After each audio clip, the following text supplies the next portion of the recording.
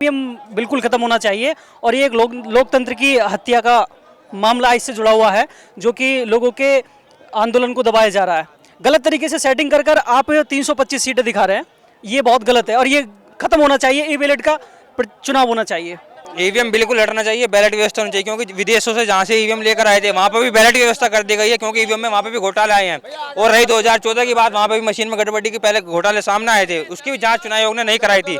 EVM बंद होना चाहिए, बैलेट होना चाहिए, लोकतंत्र जिंदाबाद।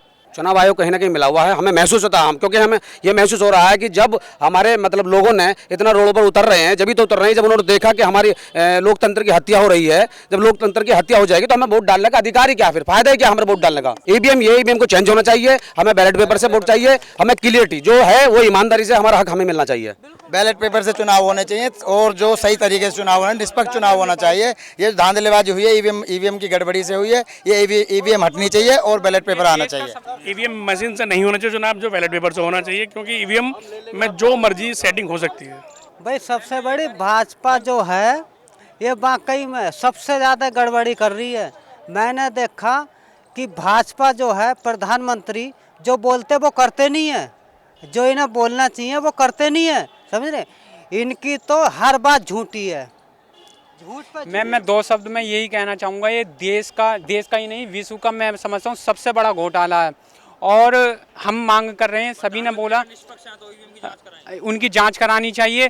ऐसा कब ईवीएम को बंद करके और बैलेट पेपर पे इसकी चुनाव दोबारा कराया जाना चाहिए। ये मैं ईवीएम का जो ये महा घोटाला हुआ है जिसने लोकतंत्र की हत्या की है, इस पे देश के माननीय प्रधानमंत्री जी से केवल एक सवाल और पूछना चाहता हूँ आम नागरिक की हैसियत से, कि अगर उन्होंने घोटाला नहीं किया और ये चुनाव बिल्कुल निष्पक्ष हुए हैं तो उन्हें चुनाव की ईवीएम घोटाले की जांच कराने में क्या परेशानी है।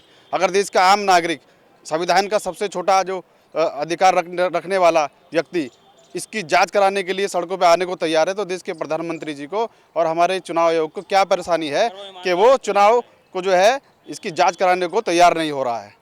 ईवीएम लोकतंत्र की हत्या करने का सबसे घातक हथियार है, इसको बंद करना चाहिए। अमेरिका, जापान जैसे विकसित देश जहां ये ईवीएम बनाई जाती हैं वो इसका इस्तेमाल नहीं करते हैं, क्योंकि उन्हें पता है मशीनरी मॉडिफाइड की जा सकती है और मशीनरी से लोकतंत्र की जो सही आवाज़ है वो नहीं जा सकती है।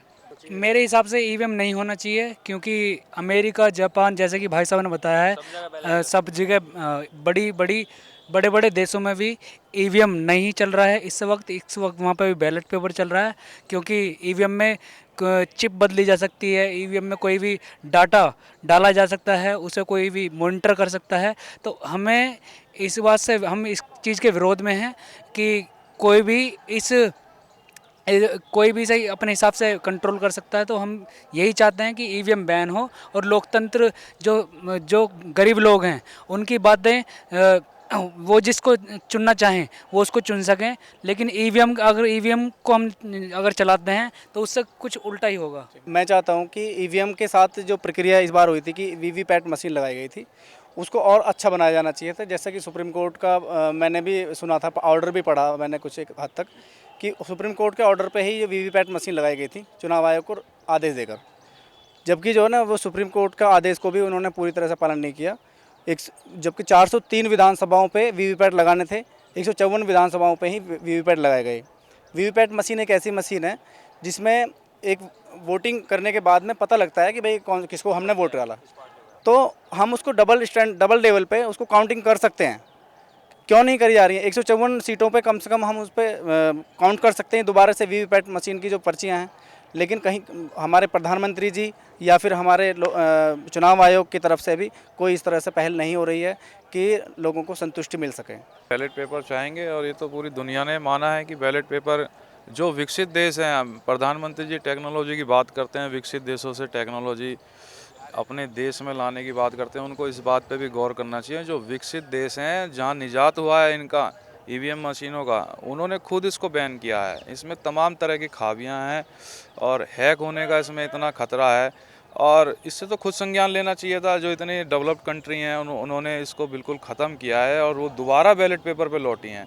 तो अमेरिका में भी चुनाव हुए वो बैलेट पेपर से हुए हैं। इसको तो ये तो बहुत दुखद है कि हमारे यहाँ ईवीएम इतनी खामियां पहले से आ रही हैं, शिकायत आ रही हैं छोटी मोटी, अब तो ये इतना विशाल रूप ले लिया है। ये उत्तर प्रदेश की इतनी बड़ी, इतने बड़े प्रदेश में जो जब लोगों में इतना आक्रोश है, ये तो बहुत बड़ा रूप लेने वाला है। और आपको एक बात और बताएं कि लोकतंत्र की आड़ में हिटलरशाही पैदा होती है, दुनिया ने माना है इसको, और ये तो बहुत गलत दिशा में लोकतंत्र जा रहा है। चुनाव जो है, आगामी चुनाव समय, इसको तो रोका जाए चुनाव को, इसको पुनः बैलेट पेपर से कराया जाए और आगामी चुनाव सभी बैलेट पेपर से कराए जाएं।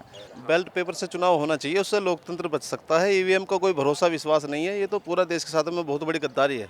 बैलेट पेपर से ही चुनाव होना चाहिए। ईवीएम मशीन में सबसे ज़्यादा घोटाला हुआ है और सबसे ज़्यादा बेकार अगर काम हुआ तो ईवीएम मशीन से हुआ है। और इसका जो लोकतंत्र की हत्या हुई है, ईवीएम मशीन हटा के, और नरेंद्र मोदी को अगर अपनी ईमानदारी पे पूरा भरोसा है तो बैलेट पेपर पर चुनाव करा के दिखाए, औकात का पता लग जाएगा।